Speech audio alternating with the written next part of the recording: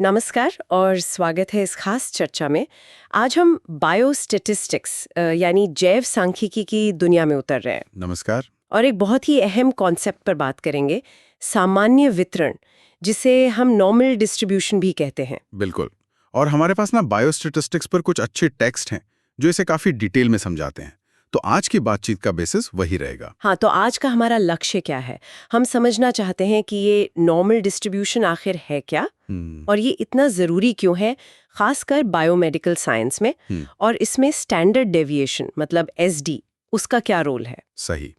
और हम ये भी देखेंगे कि ये कॉन्सेप्ट हमें डेटा को बेहतर समझने में और खास तौर पर क्या नॉर्मल है और क्या एबनॉर्मल, ये तय करने में कैसे मदद करता है। ठीक है, तो शुरुआत कहाँ से करें? शायद पहले ये समझें कि हमें इसकी ज़रूरत ही क्यों पड़ती है। हाँ, अच्छा पॉइंट है। देखिए, जब भी हम डेटा देखते हैं तो दो मुख्य चीजें समझने की कोशिश करते हैं। एक तो उसका सेंट्रल पॉइंट क्या है, मतलब एवरेज, जिसे हम मीन कहते हैं अक्सर। हाँ, एवरेज। और दूसरा कि डेटा उस सेंट्रल पॉइंट के आसपास फैला कितना है, मतलब वेरिएशन कितना है। इसके लिए रेंज या स्टैंडर्ड डेविएशन जैसे मेजर्स होते हैं। राइट, और जैसा हमारे सोर्स में भी लिखा है, सिर्फ रेंज बता देना काफ़ी नहीं होता।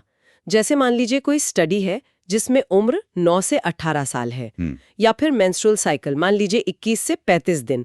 अब ये रेंज तो पता चल गई, पर ये नहीं पता चलता कि ज्यादातर लोग कहाँ हैं, बीच में हैं या किनारों पर। बिल्कुल सही।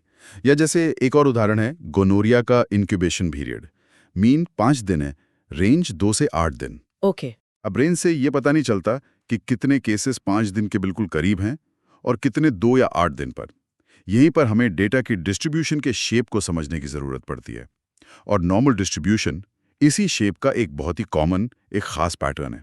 अच्छा, तो ये नॉर्मल डिस्ट्रीब्यूशन या गॉसियन डिस्ट्रीब्यूशन जैसा इसे कहते हैं, ये है क्या असल में? कैसा दिखता है ये पैटर्न? तो होता क्या है, जब हम कोई चर लेते हैं, मान लीजिए हाइट या ब्लड प्रेशर, हाँ। और उसके बहुत सारे मतलब रैंडम ऑब्जर्वेशंस लेते हैं, लार्ज नंबर ऑफ ऑब्जर्वेशंस, तो अक्सर उनके जो मान होते हैं ना, वो एक खास तरीके से बढ़ जाते हैं, डिस्ट्रीब्यूट हो जाते हैं। अच्छा। उसी खास पैटर्न को हम नॉर्मल डिस्ट्रीब्यूशन या गॉसियन डिस्ट्रीब्यूशन कहते हैं। ठीक है, और इसकी पहचान क्या है? मतलब क्या खास बातें हैं इसकी? हाँ, देखिए, सोर्स बताते हैं कि कुछ मुख्य बातें हैं। पहली, कि ज्यादातर वैल्यूज, ज्यादातर ऑब्जर्वेशंस वो मीन यानी एवरेज के आसपास जमा होती हैं। ओके, बीच में सबसे ज्यादा। हाँ। दूसरी बात, जैसे जैसे आप मीन से दूर जाते हैं, चाहे ऊपर की तरफ या नीचे की तरफ, वैल्यूज कम होती जाती हैं, मतलब एक्सट्रीम वैल्यूज कम होती हैं। और ये दोनों तरफ एक जैसा होता है, सिमेट्रिकल? हाँ, ये बहुत इंपॉर्टेंट है। ये सिमेट्रिकल होता है, मतलब मीन के लेफ्ट साइड और राइट साइड दोनों तरफ डेटा का फैलाव एक जैसा होता है। लगभग आधी वैल्यूज मीन से ऊपर, आधी नीचे। और ग्राफ पर ये घंटी जैसा दिखता है ना, बेल शेप्ड कर्व। एग्जैक्टली, वो क्लासिक बेल शेप कर्व। और एक और इंटरेस्टिंग बात, इस डिस्ट्रीब्यूशन में मीन, मीडियन और मोड, ये तीनों एक ही पॉइंट पर होते हैं। अच्छा, ये तो हुए इसकी पहचान। अब आते हैं स्टैंडर्ड डेविएशन यानी एसडी पर। इसका क्या रोल है इस कहानी में? हाँ, एसडी यहाँ बहुत अहम हो जाता है। एसडी, जैसा हमने कहा, ये मापता है कि डेटा मीन के चारों ओर कितना फैला हुआ है, कितना बिखरा हुआ है। ये लीन से ज्यादा जानकारी देता है। और जब एसडी नॉर्मल डिस्ट्रीब्यूशन के साथ मिलता है ना, तो हमें एक बहुत पावरफुल टूल मिल जाता है। कैसे? क्या मतलब, कोई फिक्स्ड रिश्ता है इन दोनों में? हाँ, एक बहुत ही फेमस और उपयोगी नियम है।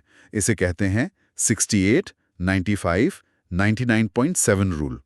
ये एक एम्पिरिकल रूल है, मतलब असल डेटा पर बेस्ड है। 68, 95, 99.7। ओके, ये क्या कहता है?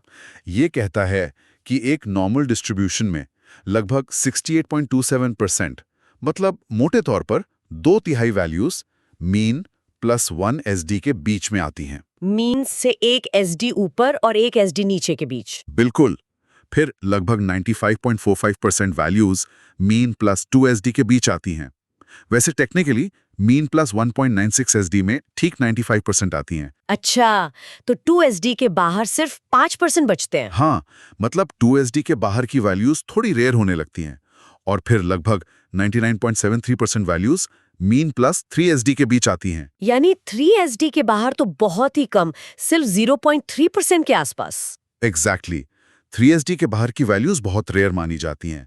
अक्सर ये असामान्य या पैथोलॉजिकल हो सकती हैं। तो ही 68, 95, 99.7 रूल एक तरह का मेंटल शॉर्टकट जैसा हुआ। हाँ, कह सकते हैं। अगर आपको मीन और एसडी पता है तो आप फटाफट अंदाजा लगा सकते हैं कि ज्यादातर डेटा कहाँ होगा और कौन सी वैल्यूज कितनी कॉमन या अनकॉमन है। सोर्स ये भी कहते हैं कि एसडी एक तरह से पूरी रेंज को लगभग 6 बराबर हिस्सों में बांट देता है, मीन के दोनों तरफ 3-3 एसडी का फैलाव। चलिए इसे एक उदाहरण से समझते हैं। वो गुजरात के मेडिकल कॉलेज के छात्रों की हाइट वाला डेटा था ना सोर्स में। हाँ, वो अच्छा उदाहरण है। उसमें 1000 छात्र थे, मीन हाइट थी 160 सेंटीमीटर और एसडी था 5 सेंटीमीटर। रेंज थी 142.5 से 177.5 सेंटीमीटर। ठीक है, तो इस पर वो रूल कैसे लगा? देखिए, मीन प्लस माइनस एसडी हुआ 160 प्लस माइनस 5, यानी 155 से 165 सेंटीमीटर। स्टडी में पाया गया कि 680 छात्र यानी 68% इसी रेंज में थे। बिल्कुल रूल के हिसाब से। हाँ, काफी करीब।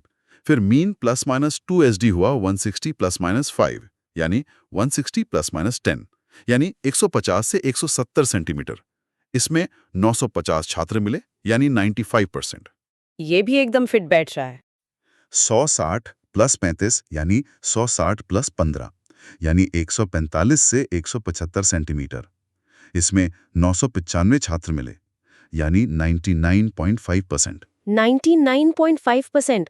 रूल तो 99.7% कहता है। ये थोड़ा फर्क क्यों? हाँ, देखिए, ये रूल एक आइडियल परफेक्ट नॉर्मल कर्व के लिए है। असल दुनिया के डेटा में, खासकर जब सैंपल साइज फाइनाइट हो, थोड़ा बहुत अंतर आ सकता है। अच्छा। लेकिन पैटर्न बहुत करीब होता है। यहाँ 99.5% आया, जो 99.73% के काफी नजदीक है।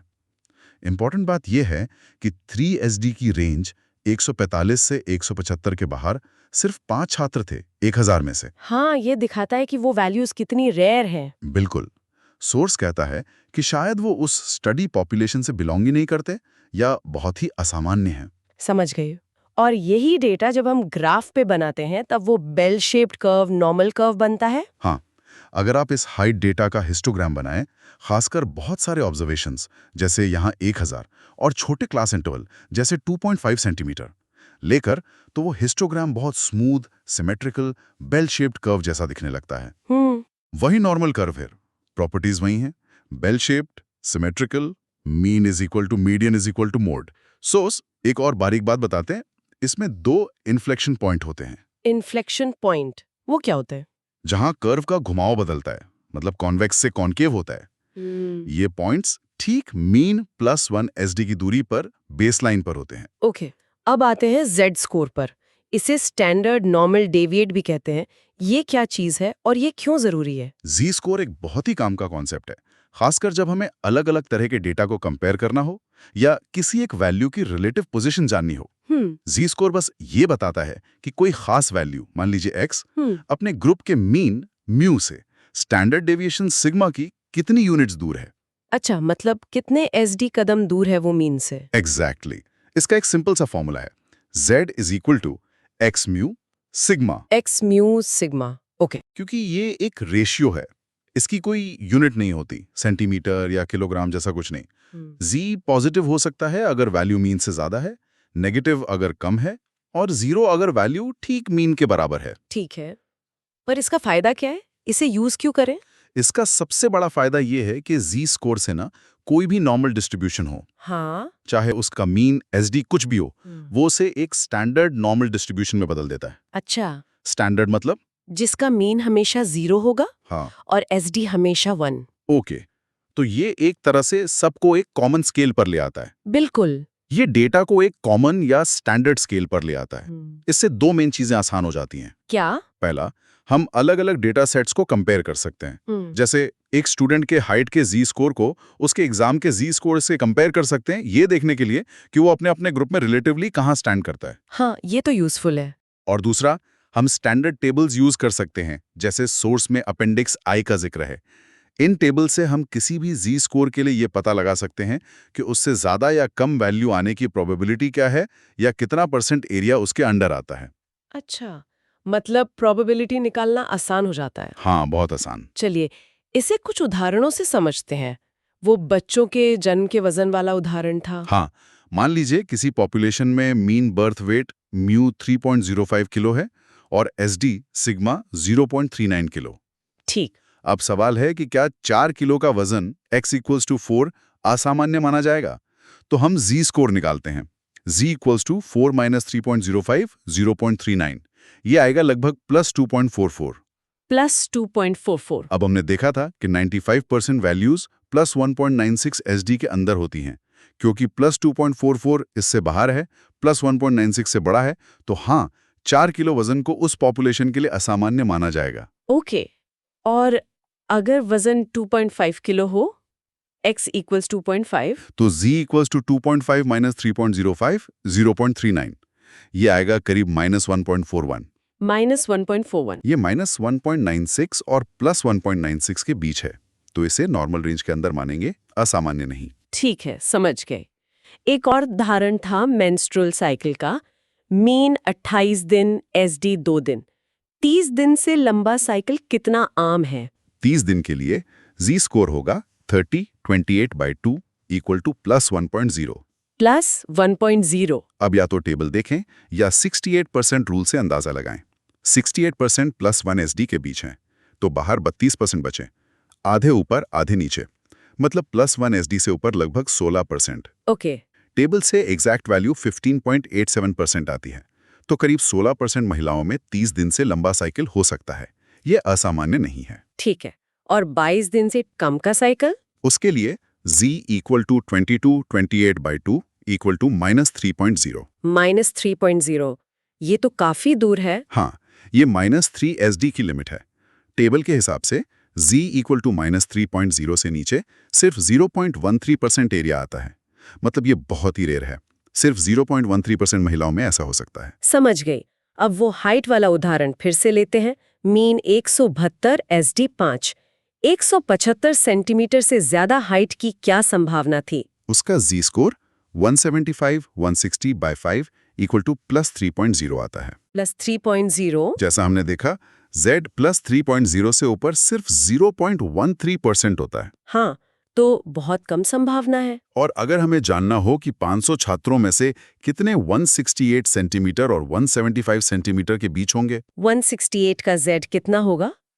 168 - 160 डिवाइडेड बाय 5। हाँ, +1.6। हाँ, z + 1.6 और 175 का z + 3.0। हमें इन दोनों के बीच का एरिया चाहिए। टेबल से z + 1.6 की प्रोबेबिलिटी है लगभग 5.48% और z + 3.0 की है 0.13%।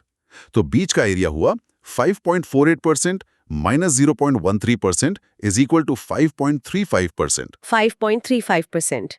तो 500 छात्रों में से? 500 का 5.35% मतलब करीब 27 छात्र। वाह, ये तो सच में काफी उपयोगी है।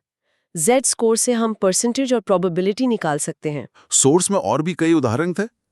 Pulse rate, cholesterol, weight gain. हाँ, बिल्कुल। एक वो अश्विन नाम के स्टूडेंट का एडमिशन स्कोर का भी उदाहरण था। हाँ, उसका स्कोर 585 था, जबकि मीन 500 और एसडी 100 था। तो उसका Z स्कोर हुआ 585 - 500, 100 = +0.85। +0.85। इसका क्या मतलब हुआ? टेबल से पता चलता है कि z = +0.85 लगभग 80.23 परसेंटाइल पर आता है। मतलब उसने करीब 80% छात्रों से बेहतर परफॉर्म किया। अच्छा। अगर एडमिशन के लिए मान लीजिए टॉप 30% में आना था, यानी 70 परसेंटाइल से ऊपर, तो उसका z स्कोर +0.85 काफी था, उसे एडमिशन मिल गया। ये दिखाता है कि ये कितना वर्सेटाइल है। हाँ, ये कॉन्सेप्ट बहुत जगह अप्लाई होता है। पर एक सवाल मेरे मन में आ रहा है, क्या असल दुनिया में सारा डेटा हमेशा इसी perfect bell shape normal distribution को फॉलो करता है? नहीं, बिल्कुल नहीं। ये बहुत जरूरी पॉइंट है।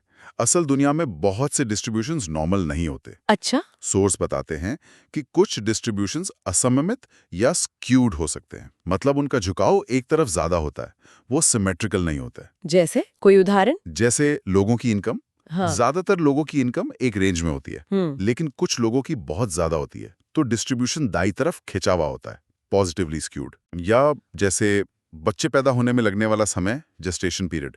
ज्यादातर डिलीवरी एक खास टाइम के आसपास होती हैं, पर कुछ बहुत लंबी खिंच जाती हैं। ये भी दाई तरफ स्क्यूड होता है। ओके। और एक द्विमोडल बाइमोडल डिस्ट्रीब्यूशन का भी जिक्र था, जिसमें 2 पीक हों। हाँ, बाइमोडल मतलब ग्राफ में 2 चोटियां दिखती हैं। ये अक्सर तब होता है जब आपके डेटा में 2 अलग-अलग ग्रुप्स या पैटर्न मिक्स हो गए हों।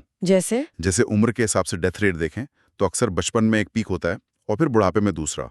या मान लीजिए किसी पॉपुलेशन में 2 तरह के एनीमिया मिक्स हैं, एक जिसमें रेड सेल छोटे होते हैं, एक जिसमें बड़े, तो रेड सेल साइज के डिस्ट्रीब्यूशन में 2 पीक दिख सकते हैं। तो अगर हमें बाइमोडल कर्व दिखे तो हमें सोचना चाहिए कि शायद हमारे सैंपल में 2 अलग ग्रुप हैं। हाँ, बिल्कुल।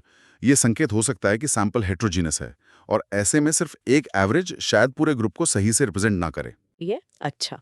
आखिर में सोर्स में कुछ मैथमेटिकल बैकग्राउंड का भी जिक्र था, वो नॉर्मल प्रोबेबिलिटी डेंसिटी फंक्शन वगैरह। क्या हमें उस गणित में जाना चाहिए? मेरे ख्याल से आज की बातचीत के लिए उसकी डिटेल में जाने की जरूरत नहीं है। बस इतना जानना काफी है कि हाँ, एक मैथमेटिकल फॉर्मूला है जो इस नॉर्मल कर्व को डिफाइन करता है। ठीक है। और उसी तरह एक स्टैंडर्डाइज्ड फंक्शन है जो Z score mean is equal to 0, SD is equal to 1 वाले कर्व पर बेस्ड है। उसी से वो प्रोबेबिलिटी टेबल्स बनती हैं। ओके, तो अगर हम आज की पूरी चर्चा को समेटें तो मुख्य बातें क्या रहीं? हमने देखा कि नॉर्मल डिस्ट्रीब्यूशन बहुत सारे रैंडम डेटा का एक कॉमन पैटर्न है, सिमेट्रिकल बेल शेप्ड कर्व, ज्यादातर वैल्यूज बीच में। स्टैंडर्ड डेविएशन SD ये बताता है कि डेटा मीन के आसपास कितना फैला है। और वो 68-90 सही। और ये याद रखना भी जरूरी है कि हर डेटा नॉर्मल नहीं होता, स्क्यूड या बाइमॉडल जैसे पैटर्न भी होते हैं। एग्जैक्टली। चलिए अब श्रोताओं के लिए एक फाइनल विचार छोड़ते हैं। ये सब समझने के बाद कि नॉर्मल डिस्ट्रीब्यूशन क्या है और वो 95% या 99.7% लिमिट्स क्या दिखाते हैं, तो जब हम अपनी हेल्थ रिपोर्ट देखते हैं और उसमें लिखा होता है कि कोई वैल्यू एवरेज से ऊपर है, तो क्या अब हम उसे अलग तरह से देखेंगे? क्या एवरेज से ऊपर का मतलब हमेशा असामान्य या चिंताजनक होता है, या वो नॉर्मल रेंज के अंदर भी हो सकता है? हाँ, ये सोचने वाली बात है कि सिर्फ एवरेज से तुलना काफी है या हमें उस पूरी रेंज जैसे +-2 SD को ध्यान में रखना चाहिए जिसे नॉर्मल माना जाता है। बिल्कुल। और एक और बात, जैसे हमने कहा कि सारा डेटा नॉर्मल नहीं होता, तो रियल वर्ल्ड में ऐसे और कौन से उदाहरण हो सकते हैं जो शायद उस बेल कर्व में फिट ना हो, जैसे किसी शहर में घरों की कीमतें या किसी वेबसाइट पर लोग कितना टाइम बिताते हैं। हाँ, ये भी हो सकता। और ये जानना क्यों जरूरी होगा कि वो नॉर्मल नहीं है, खासकर अगर हम उस डेटा के आधार पर कोई फैसला ले रहे हों। बेहतरीन सवाल, इन पर आगे सोचा जा सकता है। इसी के साथ आज की ये गहन चर्चा यहीं समाप्त करते हैं। सुनने के लिए धन्यवाद। धन्यवाद।